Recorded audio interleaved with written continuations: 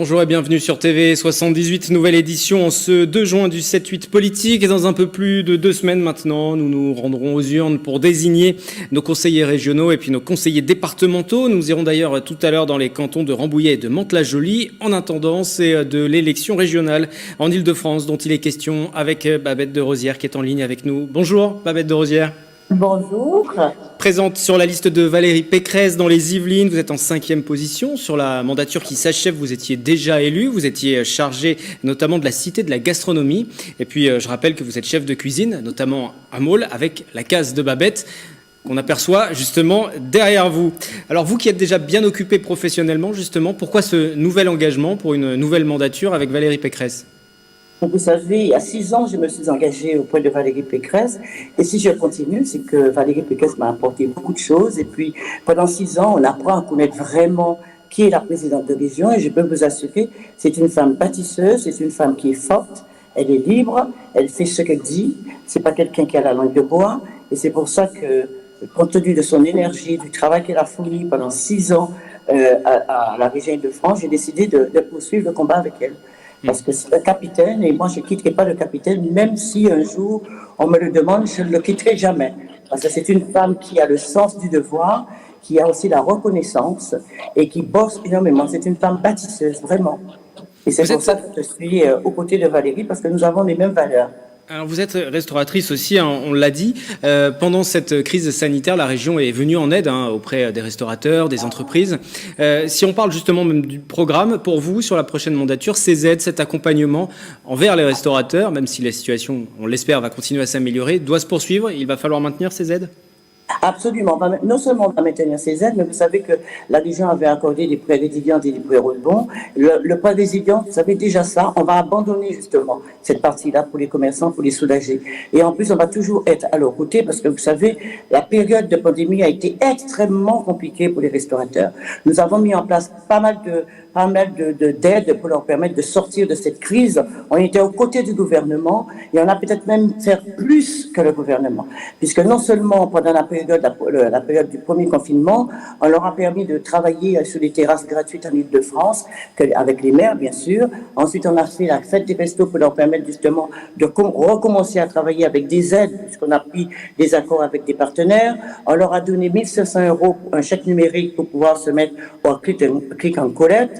On leur a donné 1 000 € sous leur loyer pour leur permettre d'alléger un peu le prix du loyer. Et là encore, on va leur donner dès le mois de juillet 1 000 € pour leur permettre d'installer encore des terrasses gratuites sous le domaine public en Île-de-France. On est vraiment aux côtés des restaurateurs. Et puis, il n'y a pas que les restaurateurs. Il y a aussi des intermittents de la restauration. Ce sont des gens qui ne sont pas engagés, qui n'ont pas de contrat et qui travaillent néanmoins toute l'année avec les restaurateurs. On les avait complètement oubliés et là encore, Valérie a fait tout son possible pour les aider. Non, les restaurateurs sont bien soignés avec nous, ils n'ont pas à se plaindre et puis nous avons renforcé les formations au métier de bouche parce que vous savez, avec cette pandémie, il y a beaucoup d'employés de restauration qui ont changé d'orientation. Oui. Donc nous, on forme des jeunes au métier de bouche pour leur permettre justement de s'approprier ce métier-là. Et puis nous avons créé aussi le parcours de la gastronomie. Et je veux pour preuve que le premier site du parcours ouvre le 10 juin, là. C'est l'hôtel de la Marine, place de la Concorde. Sur la situation des restaurateurs, je profite de vous avoir avec nous pour cette émission. Vous avez évoqué cette situation aussi, quelquefois de reconversion qui s'est opérée pendant la période de pandémie. Est-ce que les restaurateurs vont pouvoir reprendre une activité ? Est-ce que beaucoup de vos confrères, de vos consoeurs ont d'ores et déjà jeté l'éponge ? Non, il y en a beaucoup. Il faut savoir qu'il y a 3 500 hôtels et restaurants qui ont fermé, qui ont jeté l'éponge, dont 1 000 à Paris. Et on prévoit entre 30 et 40% encore dans les mois à venir.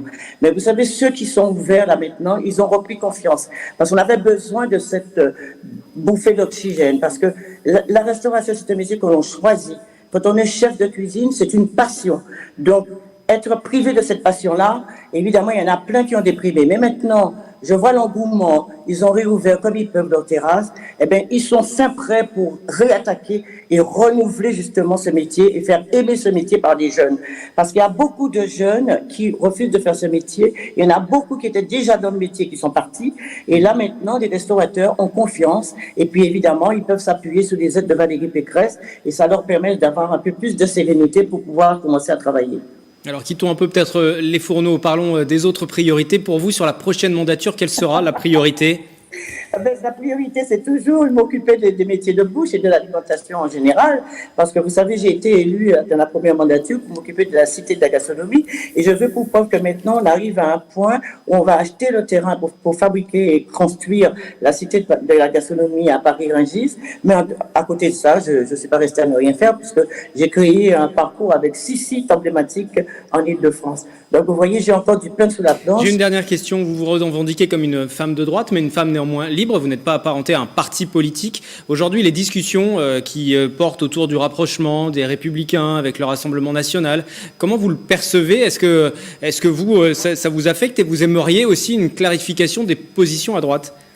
Moi, c'est vrai, j'ai moins une clarification parce que moi-même, je suis LR. Avant d'être LR, j'étais UMP, RPA, etc.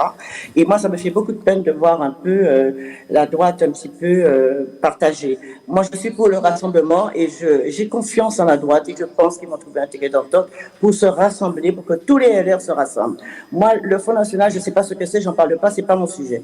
Mais mon sujet, c'est d'être LR, foncièrement LR, et être à côté de mes collègues pour leur permettre de rassembler au maximum. Parce qu'on ne peut gagner que si on est rassemblés. Merci Babette de Rosière, candidate donc sur la liste de Valérie Pécresse dans les Yvelines pour ces régionales en Île-de-France. Merci à vous. Je vous en prie, merci beaucoup.